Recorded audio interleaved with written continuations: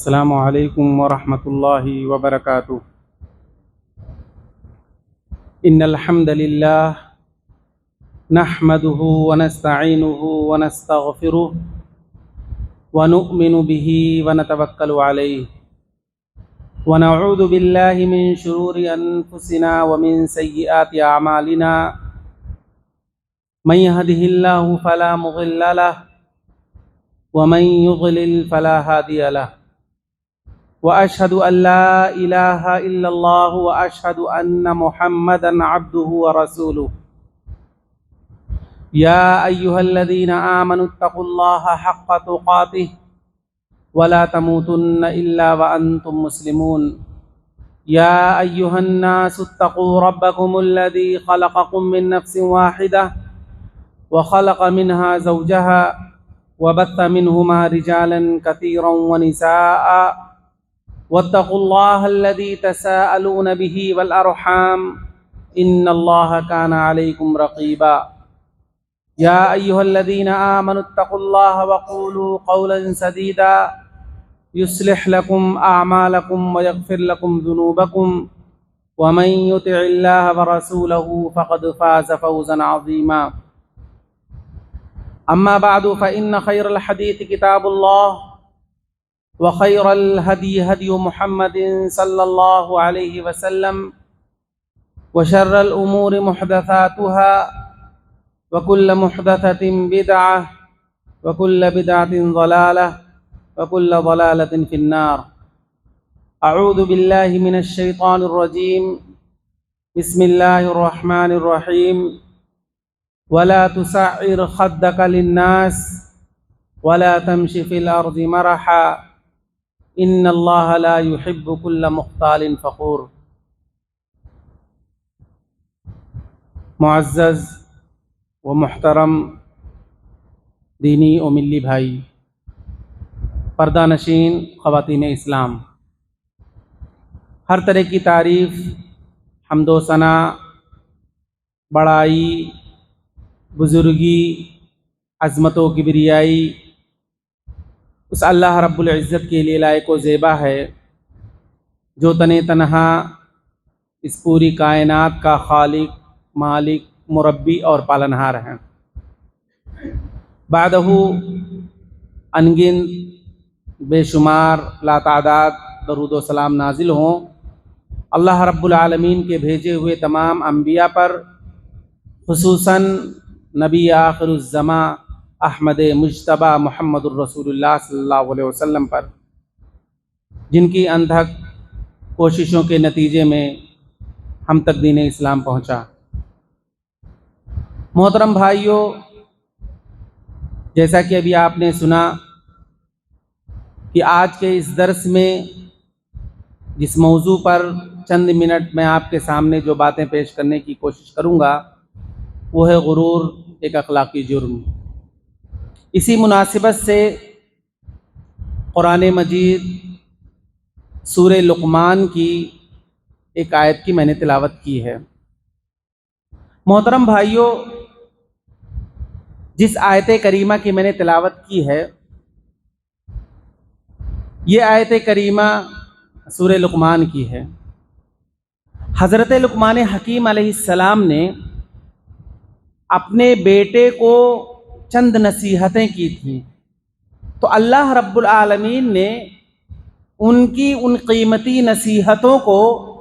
قرآن مجید سورہ لقمان کے اندر ذکر کیا۔ ان تمام نصیحتوں میں سے ایک گراں قدر نصیحت حضرت لقمان علیہ السلام نے جو اپنے بیٹے کو کیا تھا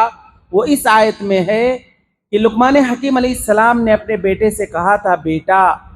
وَلَا تُسَعِّرْ خَدَّكَ لِلنَّاسِ، کہ بیٹا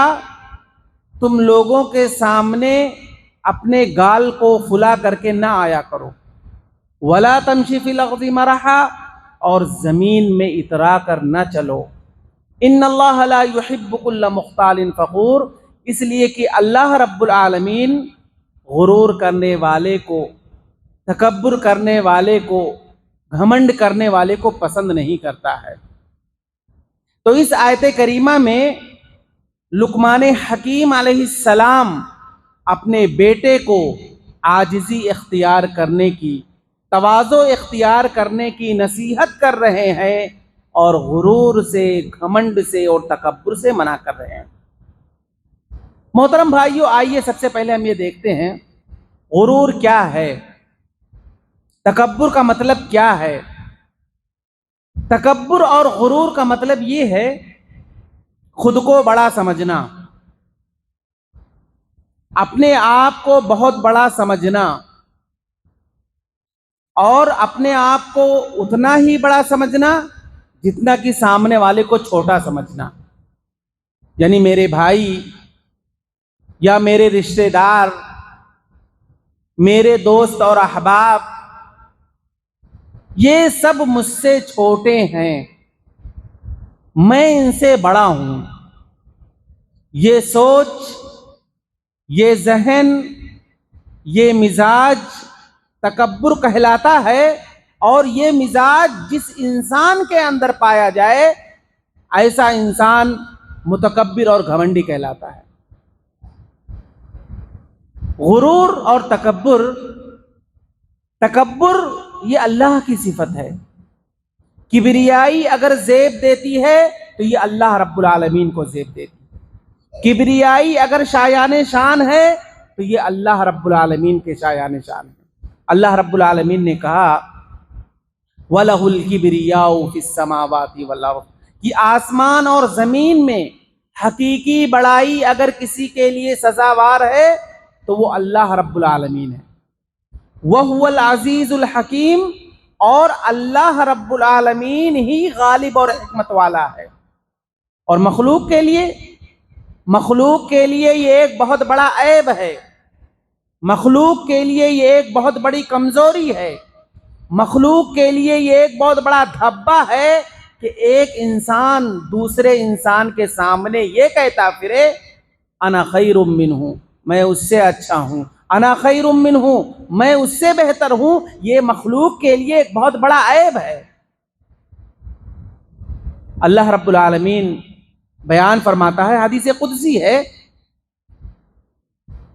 اللہ کے نبی صلی اللہ علیہ وسلم بیان فرماتے ہیں کہ اللہ رب العالمین فرماتا ہے کہ الکبریاء ردائی، کبریائی اور بڑائی یہ میری چادر ہے،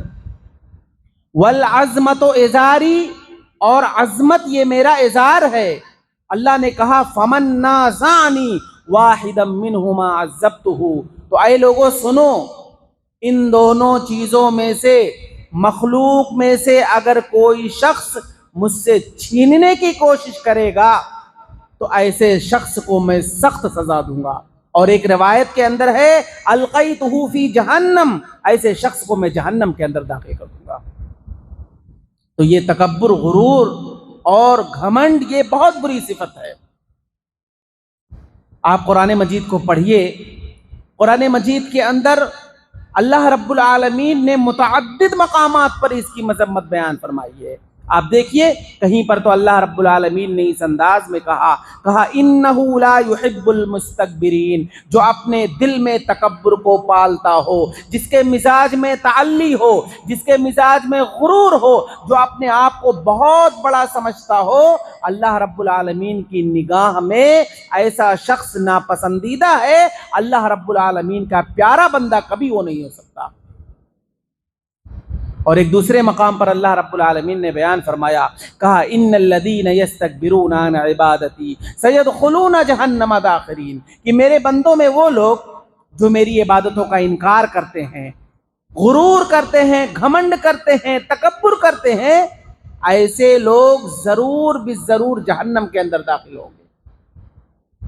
اور ایک تیسرے مقامات پر اللہ رب العالمین نے بیان فرمایا، اللہ رب العالمین نے کہا کذالک یطبع اللہ علی کل قلب متکبر جبار۔ اللہ رب العالمین نے اس آیت کریمہ میں فرعون کی جانب اشارہ کیا اور موسیٰ علیہ السلام کے تعلق سے کہا، فرعون کا حوالہ دیتے ہوئے کہ فرعون کے پاس موسیٰ علیہ السلام کی قیمتی نصیحتیں آئیں، لیکن اس کے دل پر وہ نصیحت اثر کر نہ پائی۔ وجہ کیا تھی؟ وجہ یہ تھی کہ فرعون متکبر تھا، فرعون گھمنڈی تھا، وہ غرور کرتا تھا، اپنے آپ کو انا ربکم الاعلی ہونے کا دعویٰ کرتا تھا، اسی لیے اللہ رب العالمین نے اس شخص کے دل پر مہر لگا دیا تھا۔ تو جو شخص اس دنیا کے اندر متکبر ہوتا ہے، گھمنڈی ہوتا ہے، غرور کرتا ہے، اللہ رب العالمین اس شخص کے دل پر مہر لگا دیتا ہے۔ اللہ رب العالمین نے کہا کذالک یطبع اللہ علی کل قلب متکبر جبار، کہ اللہ رب العالمین ہر متکبر شخص، غرور کرنے والے شخص کے دل پر مہر لگا دیتا ہے۔ اور جب اللہ رب العالمین کسی انسان کے دل پر مہر لگا دے تو اب اس کے سامنے قرآن مجید کی باتیں، دین اسلام کی باتیں، شریعت کی باتیں، کوئی بھی باتیں اس کے سامنے اگر بیان کی جائے تو اس کا دل قبول نہیں کرے گا۔ وجہ کیا ہے؟ کیونکہ اللہ رب العالمین کی مار، اللہ رب العالمین کی مہر لگ چکی ہے۔ تو یہ ایک بہت بڑی سزا ہے کہ جو آدمی گھمنڈی ہوتا ہے، متکبر ہوتا ہے، اللہ رب العالمین اس کے دل پر مہر لگا دیتا ہے۔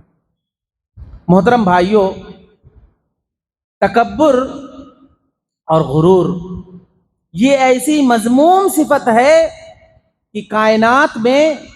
سب سے پہلا متکبر اگر کوئی شخص ہے وہ کون ہے؟ ابلیس۔ فرشتوں کی صحبت میں رہنے والا ابلیس، فرشتوں کی معیت میں رہنے والا ابلیس، فرشتوں کی رفاقت میں رہنے والا ابلیس، اگر ابلیس بنا تو اسی غرور اور گھمنڈ کی بنیاد پر بنا۔ جب اللہ رب العالمین نے ابلیس سے کہا، جب اللہ نے آدم علیہ السلام کو پیدا کیا، آدم علیہ السلام کو پیدا کرنے کے بعد اللہ رب العالمین نے ابلیس سے کہا سجدہ کر میرے بندے کو۔ اللہ رب العالمین کا حکم ہے، ابلیس کو یہ حکم ہوا کہ وہ آدم علیہ السلام کو سجدہ کرے۔ ابلیس نے جب یہ سنا کہ مجھے اللہ کا حکم آ رہا ہے کہ مجھے آدم کو سجدہ کرنا ہے، تو ابلیس نے آدم علیہ السلام کی جانب دیکھا اور پھر اپنے آپ کو دیکھا، پھر آدم علیہ السلام اور اپنے آپ میں ایک موازنہ کرنے شروع کیا۔ موازنہ کرنے کے بعد وہ کیا اللہ رب العالمین کو جواب دیتا ہے، کہتا ہے کہ اللہ رب العالمین، تو نے آدم کو مٹی سے پیدا کیا ہے اور مجھے آگ سے پیدا کیا ہے، تو مٹی کی صفت ہے دبنا اور آگ کی صفت ہے اٹھنا، تو میں آگ سے پیدا ہو کر کے ایک مٹی سے بنی ہوئی مخلوق کو میں سجدہ کروں؟ قرآن نے کہا ابا واستکبر وکان من الکافرین، تو اس نے انکار کیا، تکبر کیا، گھمنڈ کیا، تو اس روئے زمین پر وہ پہلا کافر قرار پایا۔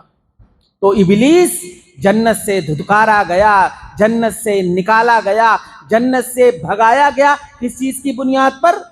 گھمنڈ اور تکبر اور غرور کی بنیاد پر۔ تو میرے بھائیوں، تکبر،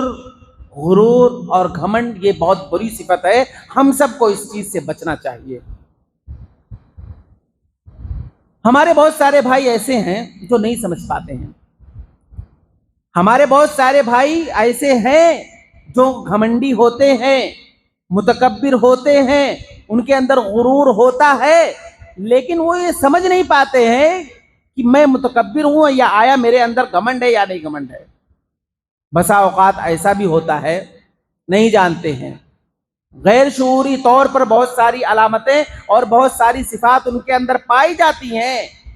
لیکن وہ سمجھ نہیں پاتے ہیں کہ وہ یہ جو کام کر رہے ہیں، یہ صفت جو ان کے اندر ہے، یہ غرور کی علامت ہے۔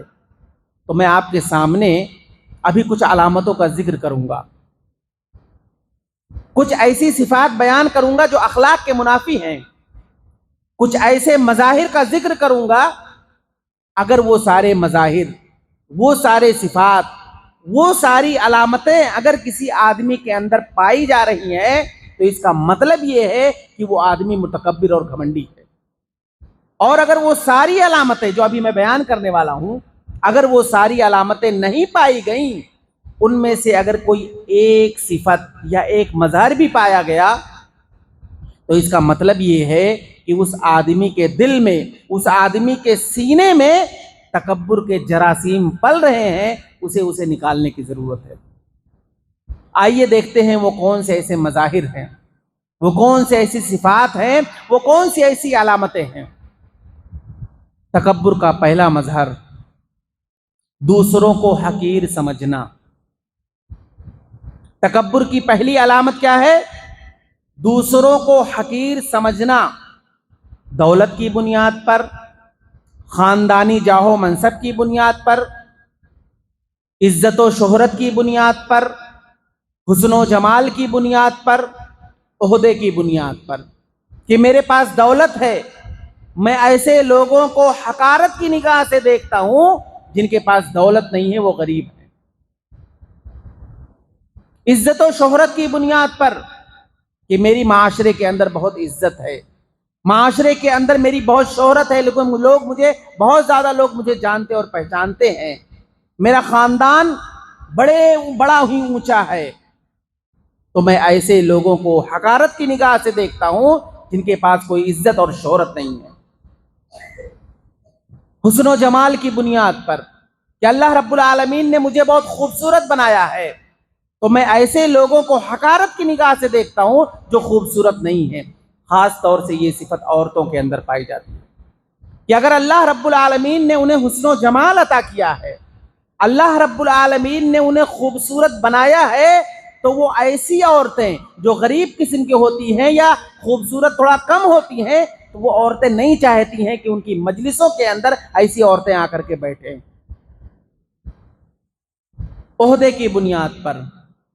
کہ میرے پاس عہدہ ہے، میرے پاس بڑا عہدہ ہے، میں کسی علاقے کا امیر ہوں، میں کسی علاقے کا صدر ہوں، تو ایسے لوگوں کو میں حقارت کی نگاہ سے دیکھتا ہوں جن کے پاس کوئی عہدہ نہیں ہے۔ تکبر کی علامت ہے کہ ایک انسان دوسرے انسان کو حقارت کی نگاہ سے دیکھے۔ اللہ کے نبی صلی اللہ علیہ وسلم بیان فرماتے ہیں بِحَسْبِ امْرِئٍ مِّنَ الشَّرِّ أَن يَحْقِرَ أَخَاهُ الْمُسْلِمِ، کہ ایک مسلمان شخص کے لیے، ایک شخص کے برا ہونے کے لیے یہ ایک بات کافی ہے کہ وہ دوسرے اپنے بھائی کو حقارت کی نگاہ سے دیکھے۔ یہ دولت کی تقسیم، یہ عزت و شہرت کی تقسیم، یہ عہدہ و منصب کی تقسیم، یہ حسن و جمال کی تقسیم، یہ اللہ رب العالمین کی جانب سے امتحان ہے۔ اگر اللہ رب العالمین نے کسی کو دولت سے نوازا ہے، کسی کا خاندان اونچا بنایا ہے، کسی کو عزت و شہرت دیا ہے، کسی کو حسن جمال دیا ہے، کسی کو عہدے سے نوازا ہے، تو اس کا یہ مطلب ہرگز نہیں ہے کہ اللہ رب العالمین ایسے بندے سے خوش ہے۔ اور اگر اللہ رب العالمین نے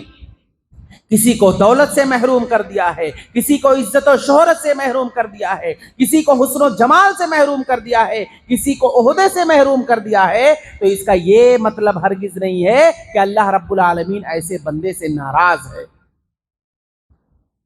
اللہ رب العالمین بسا اوقات یہ ساری چیزیں تو کسی کو عطا کرتا ہے، تو اس کو گویا کہ اللہ رب العالمین امتحان کے لیے چیز دیا ہے، آزمانے کے لیے اللہ رب العالمین اسے یہ چیز دیا ہے۔ یہ دولت بھی امتحان ہے، یہ عزت و شہرت بھی امتحان ہے، یہ حسن و جمال بھی امتحان ہے، اور یہ حسن و جمال سے محرومی بھی امتحان ہے، یہ عزت و شہرت بھی امتحان ہے، اور یہ عزت و شہرت سے محرومی بھی امتحان ہے، یہ دولت بھی امتحان ہے، اور یہ دولت سے محرومی بھی امتحان ہے۔ ہر شخص کو اللہ رب العالمین نے اس دنیا کے اندر آزمانے اور امتحان کے لیے بھیجا ہے۔ ہاں، واقعی میں اگر کوئی آدمی اپنے اندر کچھ دیکھ رہا ہے کہ ہاں حقیقت ہے، یہ بات سچ ہے کہ اللہ رب العالمین نے کسی کو حقیقت میں بہت زیادہ مال و دولت دیا ہے، یہ بات سچ ہے کہ اللہ رب العالمین نے کسی شخص کو بہت سارے عہدے دیے ہوئے ہیں، یہ بات سچ ہے کہ اللہ رب العالمین نے کسی شخص کو بہت زیادہ خوبصورت بنایا ہے، تو بجائے اس کے کہ وہ آدمی دوسروں کو حقارت کی نگاہ سے دیکھے، دوسروں کو حقیر سمجھے، اسے تو یہ چاہیے کہ اس کو شکر گزار بندہ بننا چاہیے، جیسے کہ حضرت سلیمان علیہ السلام کو اللہ رب العالمین نے وہ ساری چیزیں عطا کی تھی جو کسی اور نبی کو اللہ رب العالمین نے وہ چیز نہیں دیا تھا۔ دنیا کے اندر اور کسی انسان کو وہ چیزیں اللہ نے نہیں دیا تھا جو حضرت سلیمان علیہ السلام کو دیا تھا۔ تو سلیمان علیہ السلام ان تمام چیزوں کو پا کر کے وہ متکبر اور گھمنڈی نہیں بنے تھے، بلکہ وہ اللہ کا شکر ادا کر رہے تھے کہ انہوں نے کہا تھا الحمدللہ الذی فضلنا علی کثیر من عبادہ المؤمنین، کہ تمام تعریف اس اللہ رب العالمین کے لیے ہے جس نے مجھے تمام لوگوں پر فضیلت عطا کی ہے۔ تو یہ دوسروں کو حقیر سمجھنا یہ پہلا نقطہ ہے، اسے یاد رکھنے کی ضرورت ہے۔ غرور اور گھمنڈ اس کا دوسرا مظہر اور دوسری صفات حق بات کا انکار کر دینا۔ دلائل آ چکے ہیں، ثبوت مل چکا ہے، حق واضح ہو چکا ہے، لیکن اس کے باوجود آدمی حق بات کا انکار کر دے۔ اللہ کے نبی صلی اللہ علیہ وسلم بیان فرماتے ہیں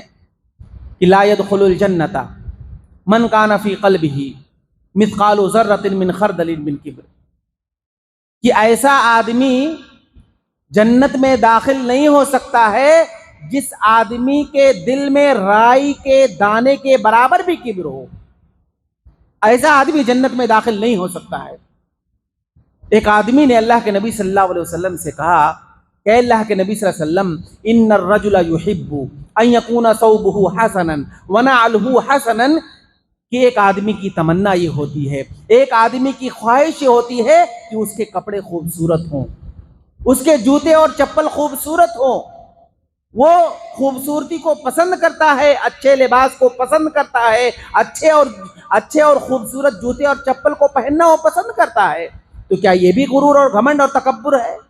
اللہ کے نبی صلی اللہ علیہ وسلم نے کہا نہیں، ان اللہ جمیل یحب الجمال، کہ اللہ رب العالمین خوبصورت ہے اور وہ اپنے بندوں میں خوبصورتی کو پسند کرتا ہے، کہ اس کا بندہ اچھا لباس پہنے، اس کے بندے کے کپڑے خوبصورت ہوں، اس کے بندے خوبصورت چپل پہنے، خوبصورت جوتے پہنے۔ اللہ کو یہ بات پسند ہے۔ اللہ رب العالمین تمام چیزوں کو پسند کرتا ہے کہ اس کا بندہ صاف ستھرا رہے، اس کا بندہ اچھا کپڑا پہنے، اس کے بندے کے لباس اچھے ہوں۔ اس بات کو تو اللہ تعالیٰ پسند کرتا ہے۔ گھمنڈ اور غرور کا مطلب یہ ہے کہ الکبر بطر الحق وغمط الناس، تکبر کا مطلب یہ ہے کہ آدمی حق بات کا انکار کر دے اور لوگوں کو حقیر سمجھے۔ اللہ کے نبی صلی اللہ علیہ وسلم ایک مرتبہ بیٹھ کر کے کھانا کھا رہے تھے، آپ کے ساتھ میں ایک دوسرا شخص بیٹھا تھا، وہ بھی کھانا کھا رہا تھا۔ وہ بائیں ہاتھ سے کھانا کھانا شروع کر دیا۔ اللہ کے نبی صلی اللہ علیہ وسلم نے اسے سمجھایا، کہا اللہ کے بندے، کھانا دائیں ہاتھ سے کھانا چاہیے اور تم بائیں ہاتھ سے بیٹھ کر کے کھا رہے ہو۔ اب اسے معلوم ہے، وہ یہ جانتا ہے، وہ یہ سمجھتا ہے، سب کچھ اسے پتا ہے کہ کھانا دائیں ہاتھ سے کھانا چاہیے، لیکن وہ نبی کریم صلی اللہ علیہ وسلم سے کیا کہہ رہا ہے؟ کہتا ہے لا استطیع، یعنی میں دائیں ہاتھ سے کھانا کھانے کی طاقت نہیں رکھتا ہوں۔ وہ جھوٹ بول رہا تھا۔ اللہ کے نبی صلی اللہ علیہ وسلم نے یہ دیکھا کہ دائیں ہاتھ اس کا بالکل صحیح ہے اور دائیں ہاتھ سے یہ کھانا کھا سکتا ہے، لیکن طاقت رکھنے کے باوجود وہ آپ کے سامنے یہ بات کہہ رہا ہے کہ لا استطیع، میں دائیں ہاتھ سے کھانا نہیں کھا سکتا۔ اللہ کے نبی صلی اللہ علیہ وسلم جب سمجھ گئے تو آپ صلی اللہ علیہ وسلم نے اسے کہا لستطعت، تو استطاعت بھی نہ رکھ۔ راوی حدیث بیان کرتے ہیں کہ جب تک وہ شخص زندہ تھا پوری زندگی وہ دائیں ہاتھ سے کھانا نہیں کھا سکتا تھا۔ اللہ رب العالمین نے اس کے اس دائیں ہاتھ کو شل کر دیا تھا، خراب کر دیا تھا، نبی کریم صلی اللہ علیہ وسلم کے شان میں گستاخی کے نتیجے میں، کہ آپ صلی اللہ علیہ وسلم اسے سمجھا رہے ہیں، آپ صلی اللہ علیہ وسلم اسے نصیحت کر رہے ہیں کہ دائیں ہاتھ سے کھانا کھاؤ، اور طاقت رکھنے کے باوجود کہہ رہا ہے کہ میں دائیں ہاتھ سے کھانا نہیں کھا سکتا۔ اللہ رب العالمین نے اس کے دائیں ہاتھ کو خراب کر دیا تھا۔ راوی حدیث کہتے ہیں پوری زندگی جب تک وہ زندہ تھا بائیں ہاتھ سے ہی کھاتا تھا، دائیں ہاتھ سے کھانا کھانے کو اس کو توفیق نہیں ملی، اس کا دائیں ہاتھ خراب ہو گیا تھا۔ تو اللہ رب العالمین ایسے شخص کو اس طرح کی سزا دیتا ہے جو جان بوجھ کر کے جرم کرتا ہے، جان بوجھ کر کے برائی کرتا ہے اور اپنی اس برائی پر اٹل رہتا ہے۔ دلیل بھی اس کے سامنے آ جاتی ہے، ثبوت بھی آ جاتا ہے، حق واضح ہو جاتا ہے، لیکن حق واضح ہونے کے بعد وہ حق کو قبول نہیں کرتا ہے۔ یہ غرور اور گھمنڈ کی علامت ہے۔ تیسری علامت، غرور اور گھمنڈ کا تیسرا مظہر بڑی بڑی باتیں کرنا۔ ہمارے بہت سارے بھائی ہوتے ہیں، اپنی اوقات سے زیادہ، اپنی حیثیت سے زیادہ وہ بہت بڑی بڑی باتیں کرتے ہیں۔ تو یہ بڑی بڑی باتیں کرنا اپنی اوقات اور حیثیت سے زیادہ، یہ بھی غرور کی علامت ہے، گھمنڈ کی علامت ہے۔ کفار مکہ کا بھی معاملہ یہی تھا، کفار مکہ کا بھی معاملہ یہی تھا کہ وہ لوگ بھی اپنی حیثیت سے زیادہ بڑی بڑی باتیں کرتے تھے۔ اللہ کے نبی صلی اللہ علیہ وسلم جب تبلیغ کرتے تھے، آپ صلی اللہ علیہ وسلم جب لوگوں کو دعوت دیتے تھے، تبلیغ کرتے تھے، تو کفار مکہ کیا کہتے تھے؟ کفار مکہ کا جواب دیکھیے، آپ صلی اللہ علیہ وسلم انہیں اسلام کی طرف بلا رہے ہیں، آپ صلی اللہ علیہ وسلم انہیں توحید کی جانب بلا رہے ہیں، تو کفار مکہ کا جواب کیا تھا؟ کفار مکہ کہتے تھے وقال الذین لا یرجون لقاءنا لولا انزل علینا الملائکۃ او نرى ربنا، تو انہوں نے کہا نبی کریم صلی اللہ علیہ وسلم سے کہ اے محمد صلی اللہ علیہ وسلم، دیکھو ہم تمہاری بات اس وقت تک نہیں مانیں گے، تمہارے رب کو چاہیے تھا، جس رب کی طرف تم ہمیں بلا رہے ہو، اس تمہارے رب کو یہ چاہیے تھا کہ پہلے وہ آسمان سے فرشتہ نازل کرتا، اب وہ فرشتہ ہمارے سامنے آ کر کے یہ کہتا کہ میں اللہ رب العالمین کی جانب سے بھیجا ہوا فرشتہ ہوں، میں گواہی دیتا ہوں کہ اللہ نے انہیں نبی بنا کر کے بھیجا ہے، تب ہم تمہاری بات مانیں گے۔ او نرى ربنا، یا تمہارے رب کو یہ چاہیے تھا کہ وہ خود ہی آسمان سے اتر کر آتا، خود آسمان سے اتر کر آتا اور یہ کہتا کہ میں اللہ ہوں، میں رب ہوں، میں نے انہیں نبی بنا کر کے بھیجا ہے، تب ہم تمہاری بات مانیں گے۔ اللہ رب العالمین نے اس کا جواب دیا، کہا لَقَدِ اسْتَكْبَرُوا فِي أَنفُسِهِمْ وَأَتَوْا عُتُوًّا كَبِيرًا، یہ اس طرح سے بڑی بڑی باتیں کرنے والے اور ان کے نفس میں جو باتیں پنپ رہی ہے اور زبان سے اس کی تعبیرات کی شکل میں جو اپنی زبان سے ظاہر کر رہے ہیں، یہ صرف اور صرف گھمنڈ اور غرور کی بنیاد پر وہ ایسا کر رہے ہیں۔ وَأَتَوْا عُتُوًّا كَبِيرًا، اور ان لوگوں نے بڑی نافرمانی کی ہے، بڑی سرکشی کی ہے۔ تو اس طرح کی بڑی بڑی باتیں کرنا اپنی حیثیت سے زیادہ، اپنی اوقات سے زیادہ، یہ بھی غرور اور گھمنڈ کی علامت ہے۔ اسی طریقے سے چوتھی علامت، غرور اور گھمنڈ کی چوتھی علامت، انسان اپنی چال سے پہچانا جاتا ہے۔ انسان جو چلتا ہے تو اس کے چلنے سے اس کے تواضع اور اخلاق کا پتہ چلتا ہے، اور انسان کے چال سے اس کے غرور اور اس کے گھمنڈ کا پتہ چلتا ہے۔ آپ دیکھیے قرآن مجید کے اندر، سورہ فرقان کے اندر اللہ رب العالمین نے اپنے مخصوص بندوں کا تذکرہ کیا ہے، اور اللہ رب العالمین نے انہیں عباد الرحمن کہا کہ وہ رحمان کے بندے ہیں، جبکہ اللہ کے بندے تو سب ہیں، ہم سب اللہ کے بندے ہیں، لیکن اللہ نے وہاں پر پوری سورہ فرقان کے اندر تقریباً 1.5 صفحہ پر اللہ رب العالمین نے جو اپنے مخصوص بندوں کی تعریفیں کی ہیں، انہیں عباد الرحمن کہا ہے، اور وہ اللہ کے خاص بندوں میں ان کا شمار ہوتا ہے۔ اللہ رب العالمین نے ان کو اپنا خاص بندہ کہا اور اس کے بعد ان کی تعریفیں بیان کرنا شروع کیا۔ اور آپ دیکھیے کہ جب اللہ نے اپنے مخصوص بندوں کی تعریفیں کرنا شروع کیا، ان کے صفات بیان کرنا شروع کیا، تو اللہ رب العالمین نے سب سے پہلی صفت جو بیان کی وہ کیا کہا؟ وَعِبَادُ الرَّحْمَنِ الَّذِينَ يَمْشُونَ عَلَى الْأَرْضِ هَوْنًا، رحمان کے بندے وہ ہیں، اللہ کے بندے وہ ہیں، میرے خاص بندے وہ ہیں، وَعِبَادُ الرَّحْمَنِ الَّذِينَ يَمْشُونَ عَلَى الْأَرْضِ هَوْنًا، کہ وہ زمین میں نرم چال چلتے ہیں۔ زمین پر جب وہ چلتے ہیں تو اکڑ کر نہیں چلتے ہیں، زمین پر جب وہ چلتے ہیں تو وہ اترا کر نہیں چلتے ہیں، زمین پر جب وہ چلتے ہیں تو سینہ تان کر نہیں چلتے ہیں، بلکہ سر کو جھکا کر کے نرم چال چلتے ہیں۔ اور عام طور پر دیکھا جاتا ہے ہمارے معاشرے کے اندر یہ برائی بہت عام ہے کہ ایک آدمی جب خوبصورت لباس پہن لیتا ہے، ایک آدمی جب بہت مہنگا کپڑا پہن لیتا ہے، یا بہت زیادہ مہنگا جوتا پہن لیتا ہے، یا اگر بہت خوبصورت گاڑی وہ خرید لیا ہے، بہت مہنگی گاڑی خرید لیا ہے، تو اب جب وہ باہر نکلتا ہے اور اسی طریقے سے جب وہ چلتا ہے تو وہ یہ سمجھتا ہے کہ اب مجھ سے بڑا آدمی کوئی نہیں ہے، سینہ تان کر کے، اکڑ کر کے، اترا کر کے چلتا ہے۔ ایسے لوگوں کی اللہ رب العالمین نے مذمت بیان کی ہے۔ اور ایک دوسرے مقام پر اللہ رب العالمین نے کیا کہا؟ وَلَا تَمْشِ فِي الْأَرْضِ مَرَحًا، اے سینہ تان کر چلنے والے،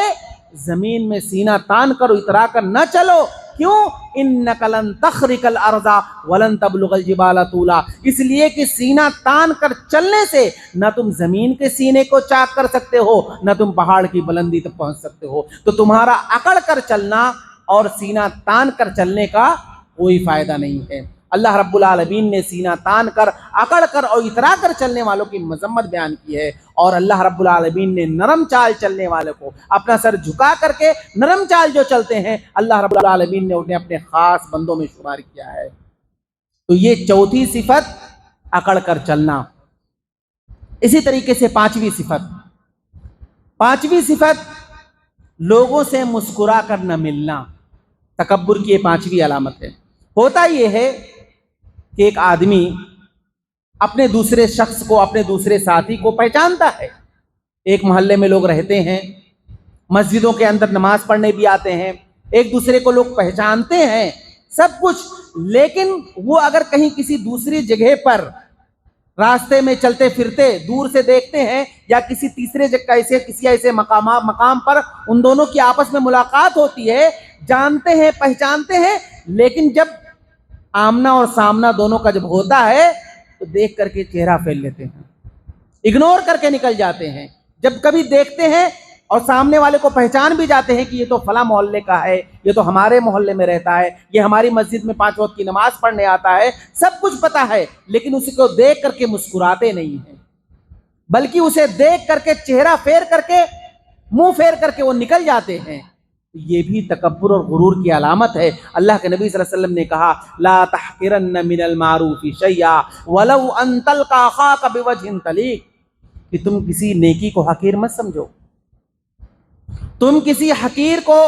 کسی نیکی کو حقیر مت سمجھو، اگرچہ وہ نیکی تمہارے اپنے بھائی سے ملاقات کرتے وقت مسکرا کر کے نیکی کیوں نہ ہو۔ یعنی ایک آدمی اگر وہ اپنے مسلمان بھائی کو دیکھتا ہے اور دیکھنے کے بعد اسے نہیں مسکراتا ہے، اس کے چہرے پر اگر مسکراہٹ نہیں آ رہی ہے، تو اس کا مطلب یہ ہے کہ اس آدمی کے سینے میں غرور اور گھمنڈ ہے، تکبر ہے اس آدمی کے سینے کے اندر۔ تو یہ مسکرا کر ملنا، یہ اس کے تواضع کی علامت ہے، اس کے اچھے اخلاق کی علامت ہے۔ اور اگر مسکرا کر آدمی نہیں ملتا ہے کسی شخص کو، اپنے بھائی، مسلمان بھائی کو دیکھ کر کے اسے اگنور کر دیتا ہے، اسے دیکھ کر چہرہ پھیر لیتا ہے، یہ اس کے گھمنڈ اور تکبر کی دلیل ہے، اس کی علامت ہے۔ تو یہ پانچویں صفت کیا ہے؟ لوگوں سے مسکرا کر نہ ملنا۔ چھٹی صفت، چھٹی علامت، چھٹا مظہر، آدمی کا ازار، پیجامہ، لنگی، پینٹ، یہ جو پہنتا ہے آدمی، یہ ٹخنے کے نیچے لٹکے اور وہ گھسیٹ کر کے چلے۔ اللہ کے نبی صلی اللہ علیہ وسلم بیان فرماتے ہیں کہ ثلاثۃ لا یکلمہم اللہ یوم القیامۃ ولا یزکیہم ولہم عذاب علیم، فقالوا خابوا وخسروا من ہم یا رسول اللہ؟ قال المنان المنفق سلعتہ بحلف الکاذب المسبل ازارہ، کہ 3 قسم کے لوگ ایسے ہیں جن سے اللہ رب العالمین نہ بات کرے گا، نہ ہی انہیں پاک و صاف کرے گا، اور انہیں دردناک عذاب دے گا۔ صحابہ کرام نے کہا، اللہ کے نبی صلی اللہ علیہ وسلم، کون ہے وہ شخص، کون ہے وہ بدنصیب شخص جو اللہ رب العالمین پر ایمان رکھتا ہو، آخرت کے دن پر اس کا ایمان ہے، اور آپ کو اس اللہ کا نبی اور رسول مانتا ہو، اس کے باوجود اللہ رب العالمین اس بندے سے کلام نہیں کرے گا، اس کے باوجود اللہ رب العالمین اس سے بات نہیں کرے گا، اس کے باوجود اللہ رب العالمین اسے پاک و صاف نہیں کرے گا؟ اللہ کے نبی صلی اللہ علیہ وسلم نے کہا، ہاں 3 قسم کے لوگ میری امت میں ایسے ہیں جن سے اللہ رب العالمین نہ بات کرے گا، نہ انہیں پاک و صاف کرے گا، اور دردناک عذاب دے گا۔ ان میں سے ایک شخص المسبل ازارہ، وہ شخص جو اپنا پیجامہ، پینٹ، لنگی، جنس جو بھی پہنتا ہے وہ ٹخنے کے نیچے لٹکے۔ اب ہمارے بہت سارے بھائی کہہ دیتے ہیں کہ دیکھو میرا پینٹ بڑا ہے، میری جینس جو میں پہنتا ہوں یہ بڑا ہے، میرا دل صاف ہے، میرے دل میں غرور نہیں ہے، گھمنڈ نہیں ہے، میرا دل صاف ہے، یہ ایسے ہی بڑا ہے اس وجہ سے لٹک رہا ہے، میرا دل بالکل صاف ہے، میرے دل میں ذرہ برابر تکبر نہیں ہے، ایسے ہی لٹک رہا ہے۔ تو میں آپ سے یہ کہنا چاہوں گا کہ آپ کا دل صاف ہو یا نہ ہو، اللہ کے نبی صلی اللہ علیہ وسلم نے اس مظہر کو، اس علامت کو، اس لٹکانے ہی کو اللہ کے نبی صلی اللہ علیہ وسلم نے تکبر کی علامت ہی بتا دیا ہے، تو اب آپ کا دل چاہے صاف ہو یا نہ صاف ہو۔ تو اس لیے اس صفت سے بھی ہمیں بچنا چاہیے۔ ہمارے بہت سارے بھائی ایسے بھی ہوتے ہیں جو مسجد کے اندر آتے ہیں تو اپنے پینٹ کو اوپر کر لیتے ہیں، ان کو نماز پڑھنا ہوتا ہے، اس کے بعد جب مسجد کے باہر جائیں گے تو اسے نیچے کر لیتے ہیں۔ کیوں؟ آخر کیوں ایسا کرتے ہیں؟ کیا وہ نماز کے شرائط میں سے ہے؟ نماز کے شرائط میں سے ہے کہ اسے کھلا رہنا ضروری ہے؟ اللہ کے نبی صلی اللہ علیہ وسلم اسے کھلا رہنے کے لیے ہمیشہ کہا ہے، یہ نماز کے لیے خاص نہیں ہے کہ آپ نماز پڑھیں گے، پڑھنے آئیں گے تبھی وہ کھلا رہے، اس کے بعد پھر آپ اس کو لٹکا کر کے بند کر دیں گے۔ اور بہت ساری مسجدوں کے اندر یہ بھی دیکھا گیا ہے، مصلی پہ سے اعلان ہوتا ہے کہ جو بھائی، جن بھائیوں کا ٹکنا کپڑا ٹکنے سے نیچے ہے اسے اوپر کر لے۔ کیوں بھائی اعلان کیوں کیا جاتا ہے؟ آخر کیا وجہ ہے اعلان کرنے کی؟ اس کا نماز سے کیا لینا دینا؟ جس چیز کو اللہ کے نبی صلی اللہ علیہ وسلم نے ہمیشہ اوپر رکھنے کے لیے کہا ہے، اور ایک آدمی ہے کہ جو ہمیشہ لٹکا کر کے ہی چلتا ہے، اور مسجد میں جب وہ نماز پڑھنے کے لیے آتا ہے تو اس سے کہا جاتا ہے کہ اوپر کر لو۔ کیوں؟ یہ نماز کے شرائط ورائط میں سے نہیں ہے، اس کو ہمیشہ اوپر رکھنا ہے۔ بہت سارے علماء کا فتویٰ اس سلسلے میں ہے کہ جو جان بوجھ کر کے اپنے کپڑے کو، چاہے وہ جینس ہو، پینٹ ہو، لنگی ہو، پیجامہ ہو، لٹکا کر چلتے ہیں، ہمیشہ لٹکاتے ہیں، ان کا وضو ناقص ہے، ان کا وضو مکمل نہیں ہوگا جو لٹکا کر کے چلتے ہیں۔ تو یہ ایک بہت بری صفت ہے، اس سے ہمیں بچنا چاہیے۔ ابو بکر صدیق رضی اللہ تعالیٰ عنہ، اللہ کے نبی صلی اللہ علیہ وسلم نے اس عمل کی اتنی مذمت کی کہ ڈر گئے تھے، وہ ڈر گئے تھے کہ کہیں ایسا نہ ہو کہ ان کا بھی۔ بعد میں انہوں نے اللہ کے نبی صلی اللہ علیہ وسلم سے کہا کہ اللہ کے نبی صلی اللہ علیہ وسلم، وہ تھوڑا موٹے تھے، لنگی وغیرہ پہنتے تھے، تو ہو سکتا ہے کبھی کبھار سرک گیا ہو، تھوڑا سا نیچے آ گیا ہو، جبکہ وہ ہمیشہ احتیاط برتتے تھے۔ اتنا ڈر گئے، اللہ کے نبی صلی اللہ علیہ وسلم نے جو وعیدیں سنائیں تو اللہ کے نبی صلی اللہ علیہ وسلم نے ان سے کہا کہ نہیں، تم ان میں سے نہیں ہو۔ تو یہ چھٹی علامت غرور اور گھمنڈ کی کیا ہے؟ ازار، پیجامہ، لنگی اور پینٹ، یہ ٹکنے سے نیچے لٹکانا۔ اسی طریقے سے ساتویں اور آخری علامت غرور اور گھمنڈ کی، کہ ایک آدمی کی تمنا یہ ہوتی ہے، ایک آدمی کی خواہش یہ ہوتی ہے کہ جب وہ شخص اگر کسی بڑے عہدے پر فائز ہوتا ہے، یا اگر وہ شخص کسی بڑی کمپنی کا مالک ہوتا ہے، تو اس کی یہ تمنا ہوتی ہے، اس کی یہ آرزو ہوتی ہے کہ جب میں اپنی آفس کے اندر آؤں تو ہمارے انڈر میں جو کام کرنے والے لوگ ہیں، ہمارے استقبال میں ہمیں عزت دینے کے لیے کھڑے ہو جائیں۔ وہ لوگ اپنی عزت اسی میں سمجھتے ہیں، وہ یہ سمجھتے ہیں کہ ہمارے انڈر میں تقریباً 100 اور ہزاروں لوگ کام کرنے والے ہیں، اب ظاہر ہے کہ میں اپنی کمپنی کے اندر انٹری لوں، میں اپنی کمپنی کے اندر آؤں تو لوگ میرے استقبال میں کھڑے ہو جائیں، لوگ مجھے کھڑے ہو کر کے عزت دیں۔ وہ اپنی عزت اسی میں سمجھتا ہے۔ اللہ کے نبی صلی اللہ علیہ وسلم نے کہا، من سرہ ان یتمثل لہ الناس قیاما فلیتبوأ مقعدہ من النار، کہ تم میں سے جو شخص یہ چاہتا ہو، تم میں سے جو شخص یہ پسند کرتا ہو، تم میں سے جس شخص کو یہ بات اچھی لگتی ہو کہ وہ لوگ اسے کھڑے ہو کر کے عزت دیں، کھڑے ہو جائیں اس کے استقبال میں، ایسے آدمی کو چاہیے کہ وہ اپنا ٹھکانہ جہنم میں بنا لے، کیونکہ قیام یہ اللہ کا حق ہے۔ اگر کسی کے لیے قیام کیا جائے گا، کسی کے لیے کھڑا ہوا جائے گا، تو وہ نماز میں ہم کس لیے کھڑے ہوتے ہیں بھائی؟ ہم نماز میں قیام کرتے ہیں، ہم اللہ کے لیے قیام کرتے ہیں، تو قیام یہ اللہ کا حق ہے، کسی مخلوق کے لیے ہم قیام نہیں کر سکتے ہیں۔ نماز میں ہم قیام کرتے ہیں، اللہ کے لیے قیام کرتے ہیں، تو قیام کرنا یہ اللہ کا حق ہے، کسی مخلوق کا نہیں۔ اور اگر کوئی مخلوق یہ کہے کہ تم میرے لیے قیام کرو، تم میرے لیے کھڑے ہو جاؤ، تم مجھے کھڑے ہو کر کے عزت دو، اللہ کے نبی صلی اللہ علیہ وسلم کہتے ہیں کہ وہ اپنا ٹھکانہ جہنم میں بنا لے۔ تو یہ 7 علامتیں، 7 صفات، 7 مظاہر جو میں نے آپ کے سامنے ذکر کیا ہے، ہر آدمی چاہیے اپنا جائزہ لے اور اپنے گریبان میں جھانک کر دیکھے کہ کہیں ایسا تو نہیں کہ یہ 7 علامتیں ہمارے اندر پائی جا رہی ہیں۔ ہم سب کو چاہیے کہ ہم اپنا جائزہ لیں، اپنے بارے میں سوچیں یہ ساری ساتوں صفات یا اخلاق کے منافی امور میں سے ہے۔ یہ آدمی کو چاہیے کہ جھانکے دیکھے، اگر ساتوں علامتیں نہیں پائی جا رہی ہیں، کوئی ایک صفت بھی، کوئی ایک مظہر بھی اگر ہمارے اندر ہے ان ساتوں میں سے، تو اس کا مطلب یہ ہے کہ ہمارے سینے کے اندر، ہمارے دل میں تکبر کے جراثیم پل رہے ہیں، اسے نکالنے کی ضرورت ہے۔ اس لیے کہ غرور اور گھمنڈ اور تکبر یہ ایک ایسی برائی ہے، یہ ایک ایسا گناہ ہے کہ آخرت سے پہلے اللہ رب العالمین دنیا کے اندر اس کی سزا دے دیتا ہے۔ دنیا کے اندر لوگ بہت سارے گناہ کا کام کرتے ہیں، بڑے سے بڑا گناہ کام کرتے ہیں، بڑے ضروری نہیں ہے کہ ان سارے گناہوں کی سزا آدمی کو دنیا کے اندر مل جائے۔ بہت سارے گناہ ایسے ہیں آدمی دنیا کے اندر کرتا ہے لیکن اس کی سزا اسے آخرت میں ملے گی۔ لیکن تکبر ایک ایسا گناہ ہے کہ آخرت سے پہلے اللہ رب العالمین اس گناہ کی سزا بندے کو دنیا کے اندر دے دیتا ہے۔ بہت سارے واقعات، بہت سارے اس طرح سے قرآن مجید آپ پڑھیے۔ قوم عاد کو دیکھیے، قوم عاد جو اس دنیا کی سب سے زیادہ طاقت و قوت والی قوم تھی، قوم عاد کو اللہ رب العالمین نے جو طاقت دیا تھا، جو پاور دیا تھا، وہ اللہ رب العالمین نے اس دنیا کے اندر کسی دوسری قوم کو نہیں دیا تھا۔ ان کا معاملہ یہ تھا کہ یہ جو بڑے بڑے پہاڑ نظر آ رہے ہیں، قوم عاد کے لوگ اپنے ہاتھوں سے توڑ کر کے خوبصورت خوبصورت گھر بنایا کرتے تھے۔ اور اس سے بڑی بات کیا ہو سکتی ہے کہ خود رب العالمین نے گواہی دی، کہا التی لم یخلق مثلها فی البلاد، کہ اس روئے زمین پر میں نے قوم عاد سے زیادہ طاقتور کسی کو نہیں بنایا۔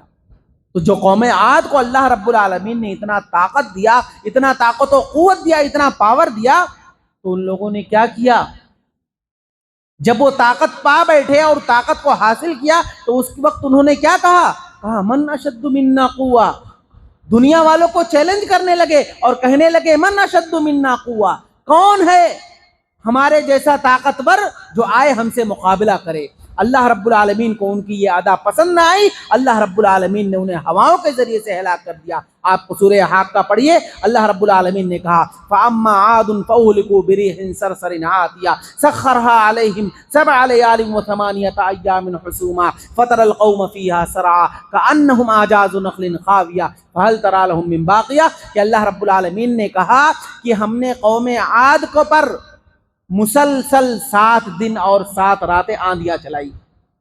تیز و تند ہوائیں چلی، اور اللہ رب العالمین نے ان ہواؤں کے ذریعے سے قوم عاد کو ہلاک و برباد کر دیا۔ اللہ رب العالمین نے کہا کأنہم اعجاز نخل خاویہ، کہ ان کی حالت ایسی ہو گئی تھی، قوم عاد کی حالت اللہ نے ایسی بدتر بنا دی تھی کہ جیسے کھجور کا درخت جو ہوتا ہے، اور وہ کھجور کا درخت جب گر جاتا ہے زمین پر تو کوئی اس کا پرسان حال نہیں ہوتا ہے، اس کھجور کے درخت میں کوئی طاقت و قوت نہیں رہتی اگر وہ زمین پر سوکھ کر کے گر جائے۔ اللہ نے کہا کہ اللہ رب العالمین نے قوم عاد کو اسی طریقے سے ہلاک و برباد کیا، اور اللہ نے کہا فَهَلْ تَرَىٰ لَهُم مِّن بَاقِيَةٍ، اللہ رب العالمین نے ان میں سے کسی کو باقی نہیں چھوڑا۔ تو تکبر اور غرور اور گھمنڈ یہ ایک ایسا گناہ ہے کہ اللہ رب العالمین بندے کو آخرت سے پہلے دنیا کے اندر دے دیتا ہے۔ فرعون کو دیکھیے، فرعون جو اس دنیا کے اندر رہتے ہوئے وہ اپنے آپ کو انا ربکم الاعلی ہونے کا دعویٰ کرتا تھا کہ میں ہی تمہارا رب ہوں، میں ہی تمہارا سب سے بڑا رب ہوں، ما لکم من الہ غیری، میرے علاوہ اس دنیا کے اندر تمہارا کوئی معبود نہیں ہے، میری ہی عبادت کرو۔ وہ کہتا تھا، تکبر کرتا تھا، اپنے آپ کو اللہ کہتا تھا۔ لیکن کیا ہوا؟ اللہ نے دنیا کے اندر سزا دی۔ آپ دیکھیے سمندر کے اندر ہے، ڈوب رہا ہے، غرق ہو رہا ہے، مر رہا ہے، اور اللہ رب العالمین نے اس کو جو سزا دیا، اس دنیا ہی کے اندر اس کو جو سزا ملی، انہیں بنی اسرائیل کے سامنے، بنو اسرائیل کے سامنے وہ کیا کہتا تھا کہ میں اللہ ہوں، انہیں بنو اسرائیل سے کہتا تھا کہ میری عبادت کرو، میں اللہ ہوں۔ لیکن ایک دن ایسا آیا کہ اللہ نے اس کو ایسی سزا دی کہ سمندر کے اندر جب ڈوبنے لگا تو بنو اسرائیل سے کیا کہتا ہے؟ بنو اسرائیل کے سامنے کیا کہہ رہا ہے؟ آمنت انہ لا الہ الا الذی آمنت بہ بنو اسرائیل وانا من المسلمین، کہ میں ایمان لاتا ہوں اس رب پر جس پر بنو اسرائیل ایمان لائے، اور میں مسلمان ہونا چاہتا ہوں۔ جب اس طرح کی باتیں کرنے لگا، اللہ رب العالمین نے اس کے ایمان و اسلام کو قبول نہیں کیا، اللہ رب العالمین نے رد کر دیا۔ اللہ نے کیا کہا؟ آلآن وقد عصیت من قبل وکنت من المفسدین، اب تو ایمان لانے کی بات کر رہا ہے، جبکہ اس سے پہلے تو فسادیوں میں سے شمار ہوتا، تو بہت بڑا فسادی تھا، فساد کرتا تھا اس دنیا کے اندر۔ اب تو ایمان لانے کی بات کر رہا ہے، اللہ رب العالمین نے اس کے ایمان کو قبول نہیں کیا، اللہ نے کر دیا ذلیل۔ ذلیل کیا کہ نہیں ذلیل کیا؟ دنیا کے اندر کہتا تھا میں اللہ ہوں بنو اسرائیل سے، اور اسی بنو اسرائیل سے کہہ رہا ہے کہ میں اللہ پر ایمان لاتا ہوں۔ جب مرنے لگا، غرق ہونے لگا، ڈوبنے لگا، تو اللہ رب العالمین دنیا کے اندر جو لوگ تکبر کرتے ہیں، گھمنڈ کرتے ہیں، غرور کرتے ہیں، آخرت سے پہلے اللہ رب العالمین دنیا ہی کے اندر ان کو اس کی سزا دے دیتا ہے۔ اسی طرح سے تکبر اور یہ گھمنڈ اور غرور یہ بہت بری صفت ہے، اسے بچنا چاہیے۔ اس کے بالمقابل